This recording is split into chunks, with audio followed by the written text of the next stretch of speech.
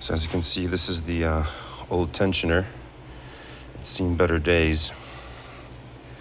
New ones like this, fairly easy to install. Just torque it on, you'll be all good. This uses T50s for these. And here's the old water pump. As you can see, oops, she was leaking already right down there. So that's where you know you're gonna need a new water pump once that stuff starts coming out. So yeah, trick now, because when this came off, the whole belt popped off. The trick now is gonna be to install this bad boy. And it goes right up here. Oops. Right up there. Hold on, like this. Like this, yeah. Like this. Goes in just like that. So, let's see if I can install this thing and tension this belt.